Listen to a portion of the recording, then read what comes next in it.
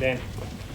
Kenny, what was different about this group in the second half tonight compared to the first half? Well, the starters got off to a great start in the beginning of that third quarter.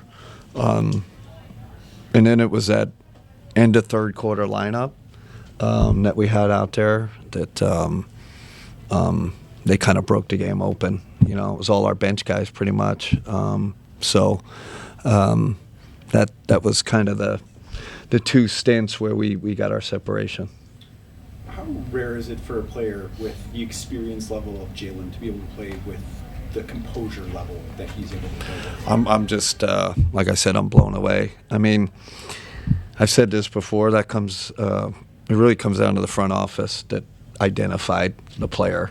And now he's been put in a situation where he's got to create some. And you don't really know until you have it in your hands and you see it. But, at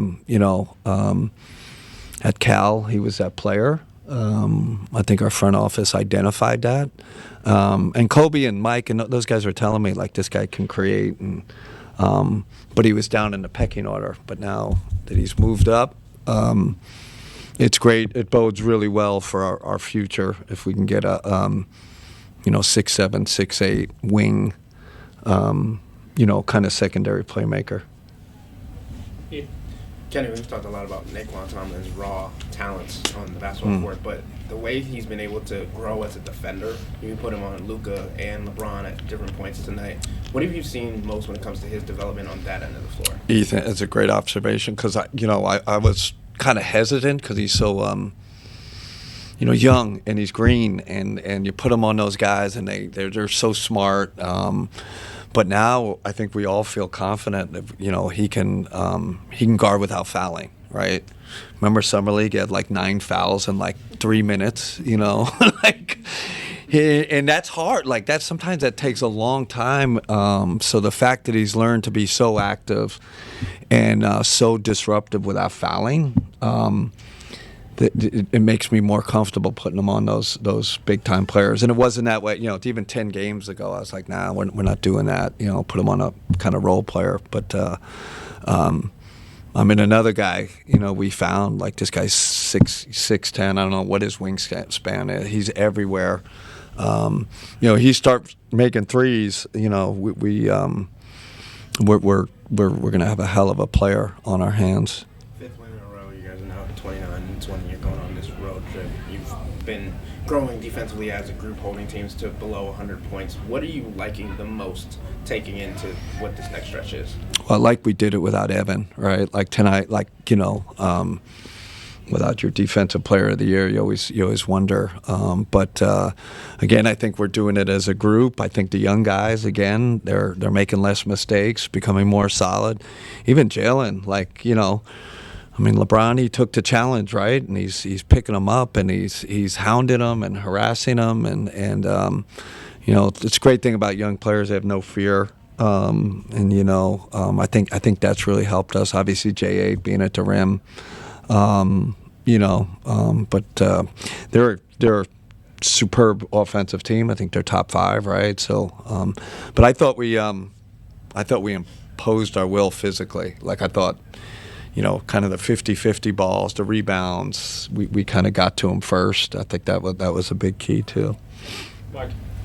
I know there's 82 of these, coach. You try not to get too high or too low after any individual result, but considering the opponent, considering the national TV stage, considering LeBron being back, considering the people you guys didn't have, would you say this is a statement win tonight?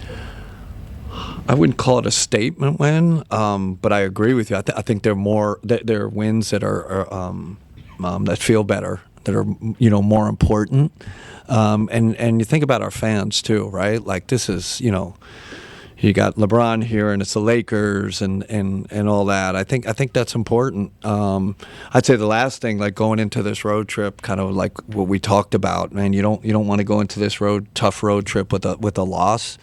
So this, hopefully gives us, breathe some more confidence into our group, and we can, it gives us a little cushion, right? I think we're 9 games above now. We're not, maybe chasing it as much. Hopefully that bodes well for this road trip.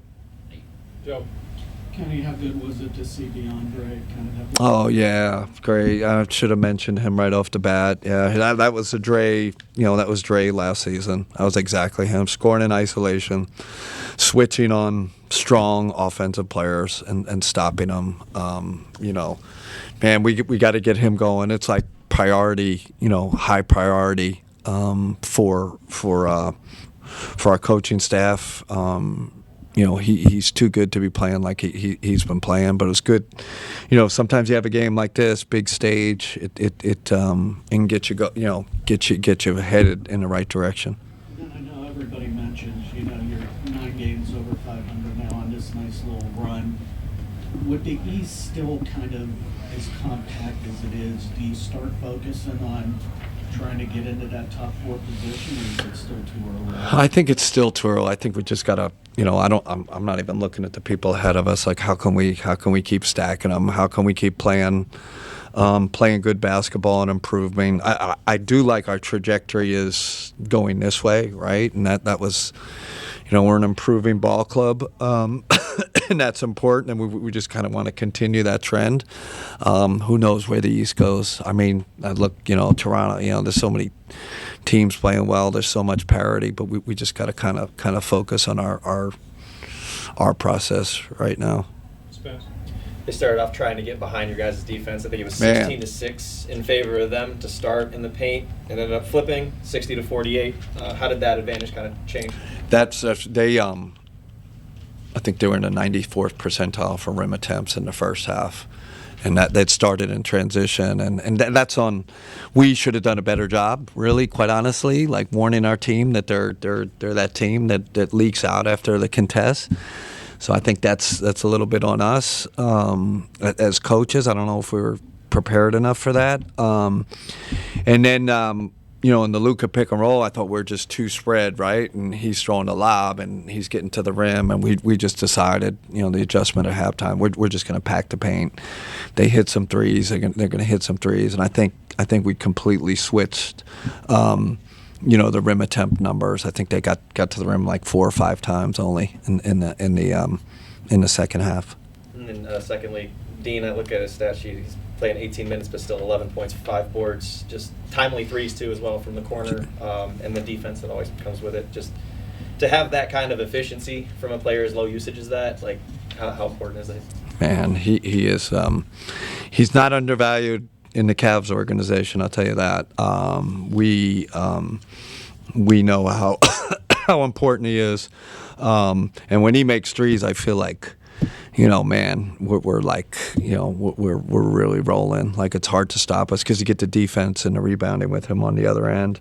And then the guy never turns it over, right? So he's like the quintessential, like, role player, who's a great defensive player. I